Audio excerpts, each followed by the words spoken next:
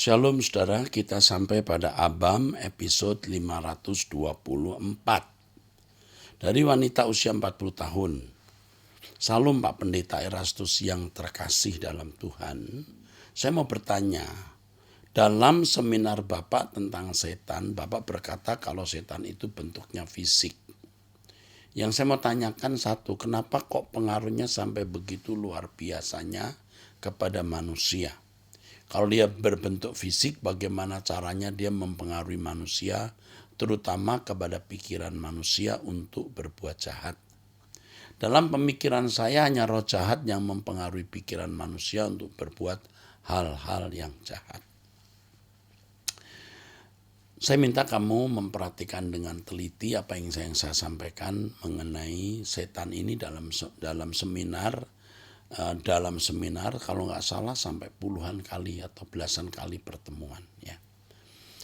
Penciptaan makhluk ini fisik karena ada unsur materi di situ, ada unsur materi di situ ya.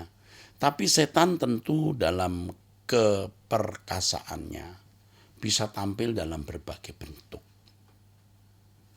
Nah, kok sampai begitu luar biasa? Karena memang pada mulanya Allah menciptakan dia makhluk yang luar biasa. Dan ketika dia memberontak, kekuasaannya tidak dilucuti. Artinya dia masih memiliki kuasa itu. Yang karenanya dia bisa berkata kepada Yesus, sembah aku, ya, aku berikan dunia ini karena aku berkuasa memberikan kepada siapa aku mau memberikannya. Nah, harus bisa membedakan antara setan yang selalu tunggal, yang dalam bahasa Yunani, diabolos, dalam bahasa Ibraninya setan dari huruf sin tet nun, ya, setan. Ini tunggal. Sedangkan roh jahat ini biasanya daimonia. Daimonia itu roh jahat. Sering kata daimonia diterjemahkan setan di dalam Alkitab, dan ini bisa menimbulkan kebingungan seperti ayat yang mengatakan, bukankah kami sudah mengusir setan-setan demi namamu? Itu tidak diabolos, tapi daimonia artinya roh jahat. Dalam surat Yakobus dikatakan, kamu percaya Allah itu ada, setan-setan pun percaya dan gemetar. Di situ tidak mestinya lebih tepat menggunakan kata roh-roh jahat. Nah, roh-roh jahat itu siapa? Bisa saja itu malaikat-malaikat yang jatuh, yang disesatkan oleh diabolos, setan, dan ini punya pengaruh atas manusia. Itu. 2. Sebenarnya setan sekarang ini sedang berada di mana? Apakah dipenjarakan di bagian bumi yang paling bawah atau masih mengembara kemana pun dia mau. Sebenarnya Alkitab tidak bicara jelas di mana berada tahtanya. Tapi jelas makhluk ini ada. Tahtanya ada, tempatnya kita tidak tahu. Dan memang tidak perlu tahu. Yang penting oknum ini ada, kita harus berjaga-jaga dalam arti tidak terpengaruhi pikiran, sifat, karakter, spirit yang bertentangan dengan Alkitab. 3. Untuk hidup suci susah sekali, Pak. Puji Tuhan. Kamu mengatakan ini saja puji Tuhan, berarti kamu sedang menggumulinya atau pernah menggumulinya. Saya sudah mencoba menjaga hidup benar, tapi semakin saya mencoba, saya melihat banyak hal jahat yang saya lakukan, sehingga membuat saya merasa putus asa. Sama dengan saya juga mengalami saat-saat seperti itu. Tapi jangan berhenti, maju terus. Saya tahu dengan kondisi seperti ini saya tidak mungkin bisa masuk ke dalam langit baru, bumi baru. Karena itu saya putus asa, gimana saya bisa mencapai apa yang Tuhan mau. Tuhan katakan hanya orang yang bertahan sampai akhir yang selamat. Endurance, hupotasomenoi. Jadi harus bertahan. Perlu ketekunan. Maka dalam kitab Wahyu dikatakan hanya orang yang bertekun sampai akhir yang akan masuk ke dalam Yerusalem baru. Ya. Makasih Pak Perastus buat firman Tuhan yang Bapak bagikan lewat YouTube. Saya sangat terberkati dan saya doakan Bapak panjang umur supaya bisa menjadi berkat buat banyak orang yang membutuhkan pertolongan Bapak mencapai kesempurnaan. Yang membutuhkan pertolongan Bapak mencapai kesempurnaan, Tuhan berkati. Sama, kita semua juga sedang bergumul untuk mencapai kesempurnaan. Itu jawaban saya. Selamat berjuang. Oke. Pertanyaan kedua dari wanita usia 29 tahun. Salam Pak Eras, terima kasih Pak, semua video YouTube Pak Eras sangat memberkati dan menguatkan saya. Pak, saya ingin konsultasi terhadap pekerjaan saya ini. Pak, saya bekerja dan sudah terikat. Saya ditempatkan di bagian keuangan padahal dasar ilmu saya adalah bidang kesehatan. Saya ditunjuk di bagian keuangan karena pendidikan saya dianggap lebih tinggi dari yang lain meskipun dasar ilmu saya adalah kesehatan dan bukan keuangan. Saya belajar dari nol, setelah 1 tahun saya baru paham banyak hal yang sebenarnya tidak sesuai dibuat serapi mungkin. Namun saya tahu seharusnya tidak seperti ini. Saya berusaha merubah namun sulit sekali Pak, karena saya punya atasan dan saya tidak cukup mengerti bagaimana cara merubah sistem yang sudah berjalan sangat lama dan rumit. Saya pernah stres hingga menangis pulang kerja karena saya merasa bersalah atas pekerjaan saya. Saya ingin keluar namun tidak bisa.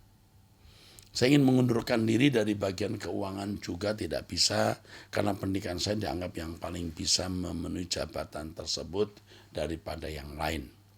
Karena saya berada di daerah perbatasan Pak, SDM terbatas. Saya tidak tahu harus bagaimana Pak. Yang ada di hati saya hanya saya tidak ingin berbuat dosa.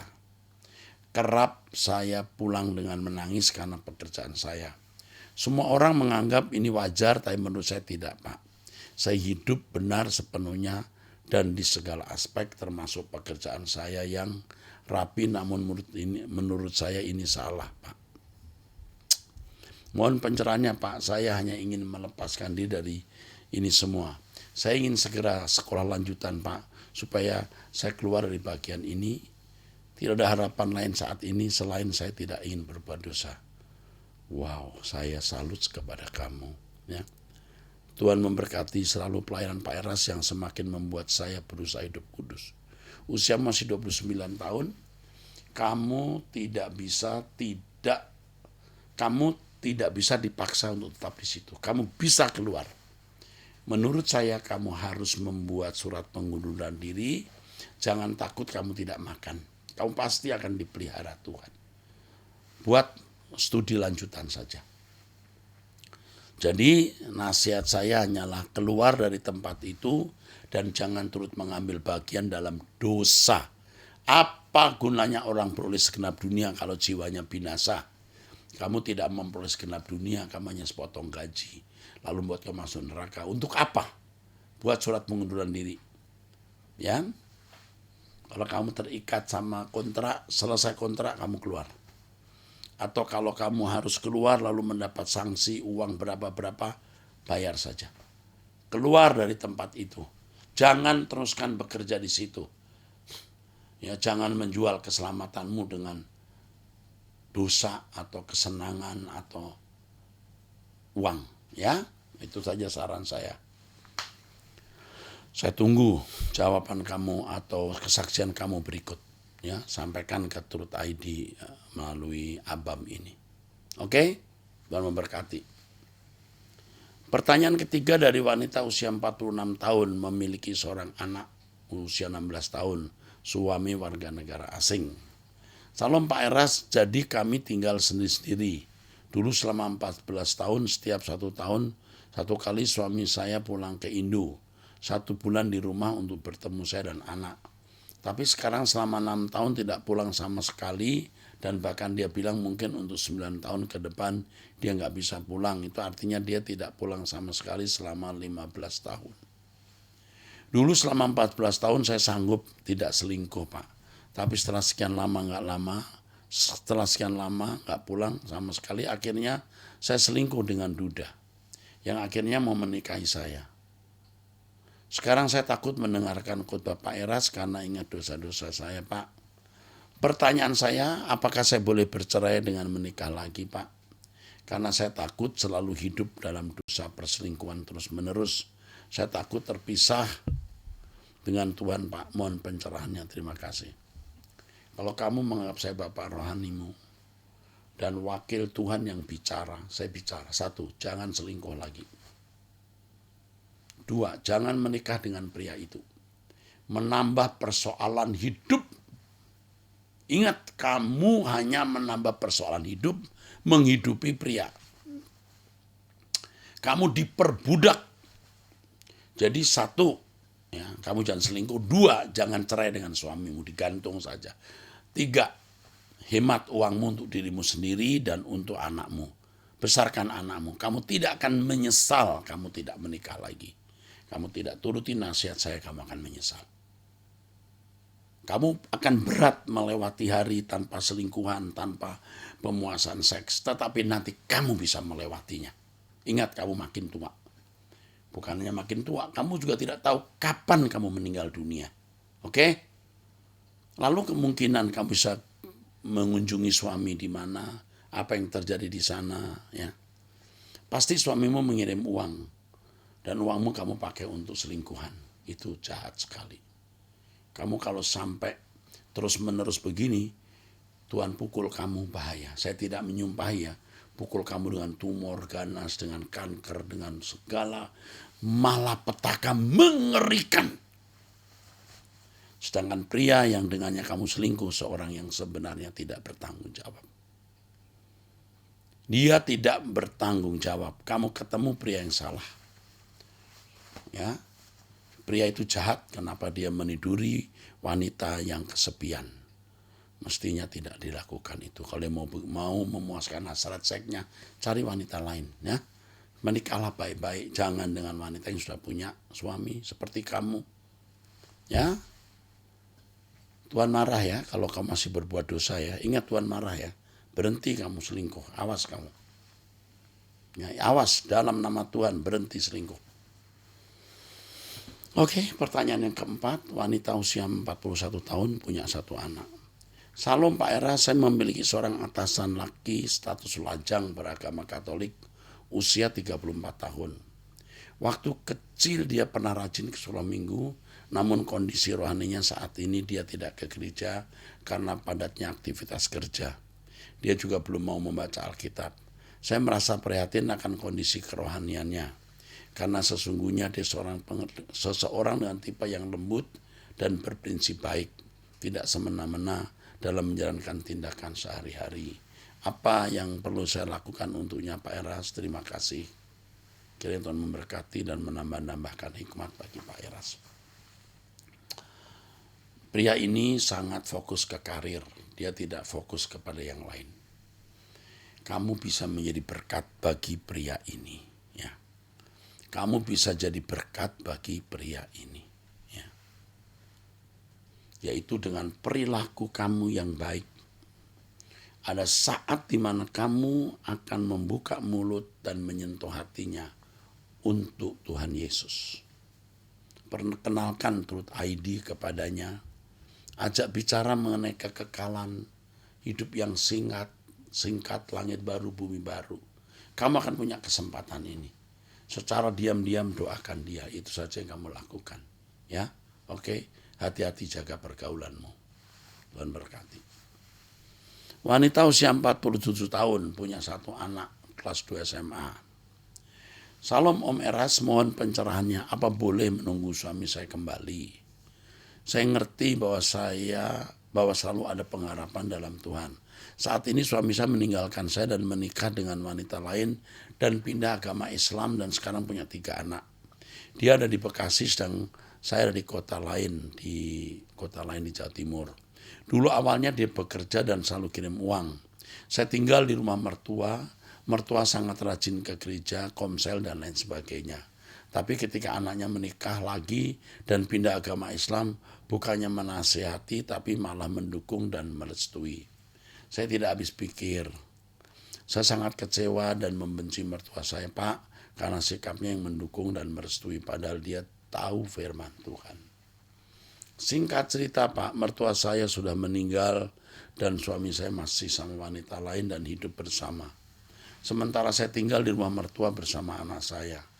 Saya sedang bergumul dalam doa selama kurang lebih 15 tahun agar pernikahan saya dipulihkan. Apakah saya masih punya harapan agar suami saya kembali, mengingat dia sudah punya tiga anak dari wanita lain. Saya capek dan lelah Pak. Semenjak corona suami tidak jarang peduli dengan anak saya. Sementara ini saya bekerja di sebuah toko untuk bertahan hidup. Dan puji Tuhan adik ipar saya banyak membantu saya dalam hal keuangan dan sekolah anak saya. Lelah Pak. Oke. Yang pertama, jangan mengharapkan suami pulang. Anggap suami sudah meninggal dunia. Kamu mengharapkan dia, kamu sakit, kamu capek, kamu lelah. Sebab kamu mengharapkan pria yang sudah mati. Dia sudah punya istri dan 3 anak. Jadi kamu lupakan dia. Ya. Ingat, kamu lupakan dia dan jangan menikah lagi. Lupakan dia dan jangan menikah lagi. Yang kedua, tetaplah tinggal di rumah mertua itu, membesarkan anakmu usia 16 tahun. Yang nanti suatu hari ya anakmu akan bisa membuat kamu bangkit dari keadaanmu seperti ini. Tetap miliki hubungan yang baik dengan adik iparmu, walaupun ya suamimu sudah mempunyai istri dan anak-anak dari wanita lain. Ikuti nasihat saya. Jurus hidupmu hanya 1 kalimat, bisa dilewati. Dari hari ke hari, yang penting bisa dilewati. Cukup. Sambil kamu menunggu anakmu besar bisa mandiri dan kamu bersama saya dan seluruh rombongan pecinta suara kebenaran pulang ke LP3. Itu saja. Jangan harap suami pulang, anggap dia sudah mati. Lupakan dia. Bekerjalah baik-baik, besarkan anakmu yang satu ini. Tetap memiliki hubungan yang baik dengan iparmu sebagai keluarga. Jangan sekali-kali kamu konflik dengan keluarga.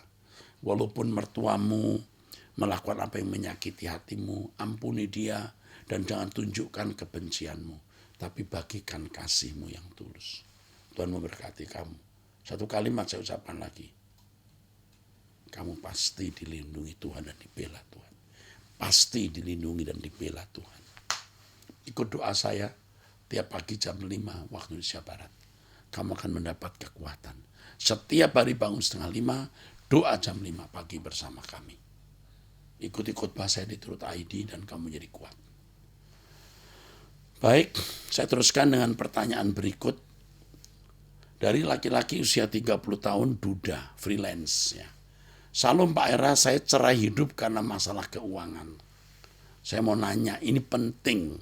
Mungkin mewakili orang-orang Kristen di sana bagi yang mau menikah. Karena mungkin jarang dibahas di bimbingan pranikah. Kalaupun ada pasti di berbagai jenis gereja beda pranikahnya. Pertanyaan saya, kalau suami punya usaha, istri bisa bekerja kantoran atau punya penghasilan juga. Ini cara mengatur keuangannya bagaimana? Kalau menurut pandangan gereja GSKI, karena ini salah satu masalah besar. Bila mana kedua pasangan atau salah satu pasangan tidak mau terbuka masalah keuangan, karena ada istri berkata uang suami, uang istri bukan uang suami. Apalagi istri bisa cari uang Pak, bahkan tidak mau terbuka dengan gaji dan tabungannya. Ini fakta Pak. Dan terjadi keluarga saya dulu, tolong Pak Eras pandangannya pasti kumaha. Tolong dijawab Pak, saya perlu pandangan dari GSKI. Oke. Di GSKI kami memberikan pandangan pranikah maksud saya memberikan bimbingan pranikah beberapa bulan. Termasuk setahu saya ada psikolog, ada bimbingan mengenai bagaimana mengatur uang dan lain-lain ya. Kami serius untuk melakukan bimbingan pranikah. Nah, bicara mengenai kasus Anda, sebenarnya setiap rumah tangga memiliki kasus yang berbeda-beda. Ada keluarga yang pihak laki-laki atau pihak perempuan mengendaki pisah harta. Karena tidak mau harta keluarga yang kaya terseret. Oke, kalau mau begitu jangan dipersoalkan. Yang penting sebenarnya bukan sistem, tetapi kedewasaan rohani kedua belah pihak. Kalau dua-duanya dewasa rohani hidup untuk Tuhan, itu tidak menjadi masalah sama sekali. Karena kasus masing-masing orang itu beda. Memang ada istri yang berkata uang suami, uang istri, uangnya sendiri. Nah itu istri yang mau menang sendiri. Uang suami, uang istri juga uang suami. Itu mestinya. Tapi yang paling benar bukan itu. Yang paling benar uang suami, uang istri, uang Tuhan. Dan semua harus dikelola untuk Tuhan. Maka di sini dibutuhkan kedewasaan rohani. Jadi pertanyaan Anda ini bukan pertanyaan yang prinsip. Jika memang dewasa rohani. Nah kalau yang dipikirkan soal sistem, ya ini sistem kan. Uang istri ya uang suami ya uang istri ya. Kalau tidak dewasa juga pasti nanti akan ada masalah. Tapi kalau kedua-duanya menyadari bahwa hidup ini hanya untuk mengabdi dan melayani Tuhan, top, pasti semua jalan dengan baik. Ya, kalau Anda tanya saya bagaimana Pak Eras, saya tidak pernah mau tahu berapa jumlah uang istri saya. Yang penting rumah tangga jalan dengan baik. Tapi dia juga tidak boleh melihat uang saya karena uang saya milik Tuhan. Apalagi seorang pendeta seperti saya yang dipercayai pegang uang Tuhan. Nah itu harus saya jaga. Tidak seorang pun tahu. Saya gunakan semua untuk Tuhan, bukan untuk beli barang ini, barang itu. Dan istri saya menjunjung tinggi atau menghargai kebijakan saya. Yang penting dia cukupi kebutuhan. Udah. Jadi gak masalah karena uangku juga uang Tuhan. Uang dia juga uang Tuhan, semua kita gunakan. Nanti sekali-kali saya berkata, Mam tolong itu dikirim, dibantu itu gereja itu atau pendeta itu. Dia lakukan. Kalau saya ada cukup, saya lebih, saya berikan ini Bang. Saya ganti. Kalau enggak ya kamu yang uang kamu pakailah. Dia juga membantu pekerjaan Tuhan. Dengan uang yang dia pegang. Apalagi istri saya punya usaha sendiri. Dengan sirkulasi uang yang cukup besar dan saya tidak mau tahu itu. Yang penting pelayanan saya tidak terganggu dan hidupnya keluarga bahagia. Cukup. Kadang-kadang saya tidak pernah tanya uang sekolah, uang kuliah anak saya ini sudah dibayar atau belum. Saya tidak tanya, semua dikelola dengan baik. Semua jalan. Ya, jadi yang penting sama-sama dewasa. Aduh, jangan persoalan uang kecil, berantem kampungan, saudaraku. Ya, udah, ayo belajar dewasa rohani. Ya, makanya kalau menikahlah dengan orang yang dewasa. Jangan menikah dengan orang yang tidak dewasa. Ya, nanti giliran untuk keluarga si istri dia begitu perhatian, untuk keluarga suami dia tidak perhatian. Menyakitkan. Tapi kalau kedua-duanya dewasa, keluarga suami juga keluargaku, keluarga istri juga keluargaku, indah. Suami memandang keluarga istri adalah keluarganya, ya toh? Istri memandang keluarga suami adalah keluarganya. Indah. Hidup ini memang untuk mengabdi dan melayani Tuhan. Ini saudara. Oke. Saya kira itu jawaban saya. Bertumbuhlah dewasa, ya. Kalau saudara sebagai suami lalu istri mau menang sendiri ya udah mengalah saja. Yang penting kehidupan keluarga jalan terus, Anda tetap bisa bertumbuh dalam iman dan nanti memiliki rumah kekal dan kehidupan yang tidak bermasalah di langit baru bumi baru. Ya, begitu saja. Dari pria usia 47 tahun, dari wanita usia 47 tahun ibu rumah tangga. Ya, ini wanita, maaf. Karena namanya seperti nama pria. Tapi ini wanita. Ya, ini nama bisa ke wanita, bisa ke pria. Salam Pak Eras, saya punya anak usia 20 tahun yang sering masturbasi. Saking seringnya menurut saya sampai menjadi habit. Sudah saya dan suami dan mama saya menasehati dengan berbagai macam cara. Tapi dia tetap begini dan tidak ada perubahan. Saya stres banget dengan kondisi ini. Mohon advice Pak Eras, apa yang harus saya lakukan? Anak usia 60 tahun ini masturbasi berarti ini bisa wanita ya. Kalau onani pria. Ya, tapi bisa juga dua-duanya. Oke, tapi begini.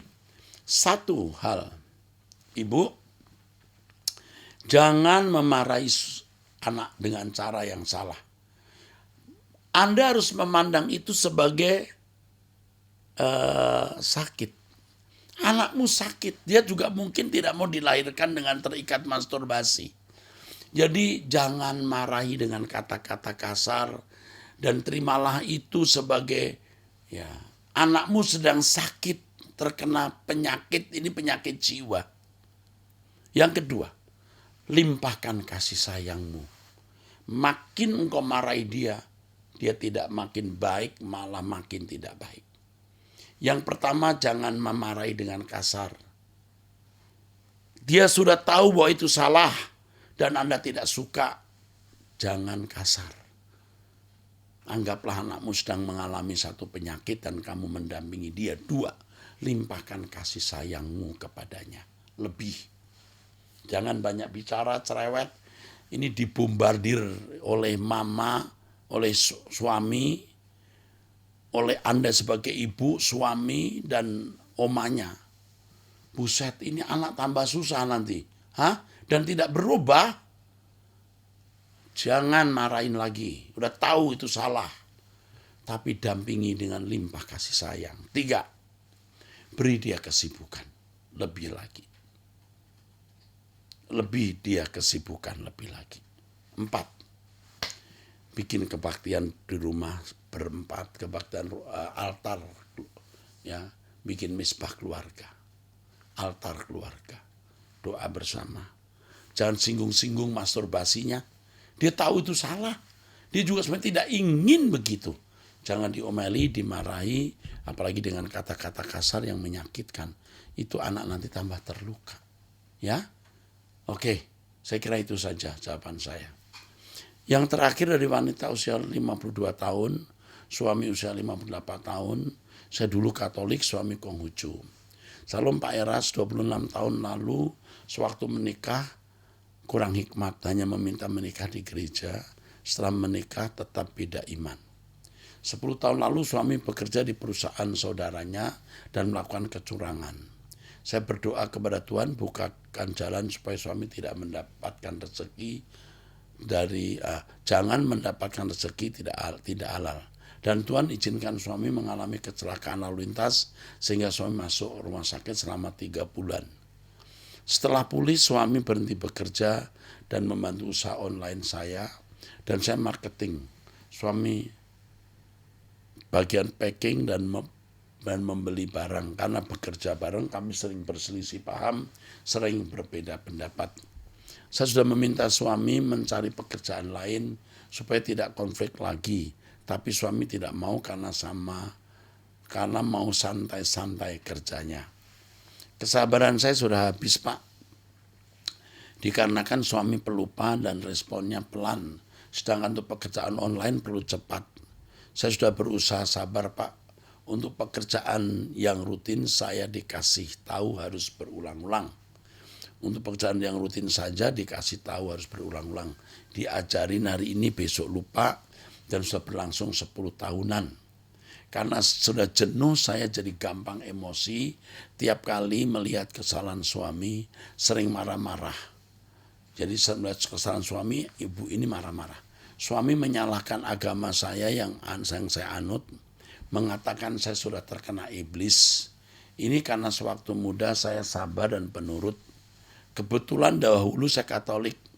Saya Kristen 5 tahun lalu karena kerinduan saya mau mengenal Tuhan yang saya imani.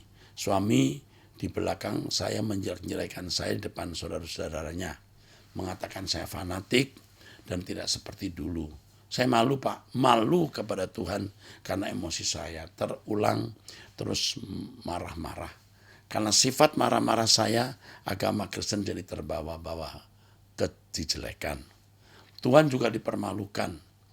Yang seharusnya saya permuliakan, saya juga sudah berusaha koreksi diri, sabar dan sabar lagi.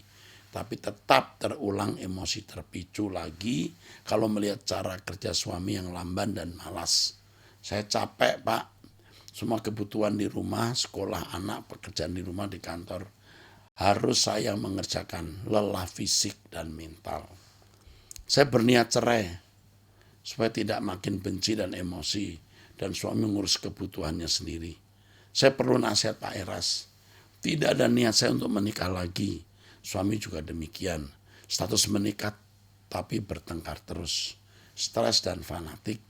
Kelihatan akur depan orang lain atau status bercerai berdoa. Gimana ya? Di depan orang lain kelihatan akur depan orang lain atau status bercerai. Berdoa tapi tidak munafik. Dan kami berdua tidak stres. Terima kasih Pak Eras atas waktunya. Tuhan Yesus memberkati. Kamu itu ya lama-lama itu kena penyakit. Darah tinggi, ya kanker dan lain-lain. Bukan ngancam. Karena enzim kamu itu jadi rusak. Ya, rusak. Kamu itu melahirkan enzim-enzim yang merusak tubuh jiwa kamu. Dari saran saya begini, jangan berniat cerai. Ya. Sebenarnya hal ini merupakan cara Tuhan mau mendewasakan kamu. Kamu itu ambisi ya untuk cari duit karena memang dibutuhkan. Jalan keluarnya kamu gaji orang, buat suamimu yang santai tambah santai. Ya. Tapi kamu gak stres. Anggaplah dia orang sakit. Ya udah pernah 3 bulan kan di rumah sakit. Kamu udah dilatih untuk punya suami yang tidak produktif, hanya dilayani. Sekarang biar dia dilayani. Usiamu juga sudah lebih 50 tahun. Jelas kamu tidak akan menikah lagi. Suami 58 tahun dan tidak tahu kapan dia masih bisa hidup. Jadi kalau menurut saran saya, kamu cari pekerja. Suami tidak bantu mbak apa-apa. Kamu kasih makan saja ya. Seperti piaraan gitu, kamu kasih makan, tidak usah nuntut dia kerja. Dan kamu jangan harap kekristenanmu tidak dijelek-jelekan. Kamu baik tetap dijelek-jelekan, apalagi salah. Jadi sekarang kamu mesti belajar sabar lewat peristiwa ini. Kamu mau diajar jadi saksi Kristus yang baik. Ya, kalau kemarin dia sudah nilai kamu negatif, emosian, marah, kemasukan iblis, ke depan buktikan kamu bisa berubah. Dengan ikut Truth ID, doa pagi setiap hari, ya, kamu berubah. Ya, saya tidak tahu kamu punya anak berapa di sini ya. Jadi sekarang kamu harus berubah, kendalikan diri, jangan libatkan dia di pekerjaan tambah masalah. Dia bantu syukur, nggak bantu ya syukur, ya. Lalu kamu cari Tuhan bersama dengan saya di Truth ID, doa pagi bersama. Udah jangan harap kebahagiaan dari pria ini atau di dunia ini. Rubah sikapmu untuk menjadi kesaksian yang indah bagi orang lain. Kamu pasti dilindungi Tuhan. Berhenti marah-marah ya. Nanti kamu akan jadi sakit gara-gara itu. Benar. Ya. Oke, saya kira itu saja jawaban saya. Ya. Oke, Tuhan memberkati. Sampai jumpa.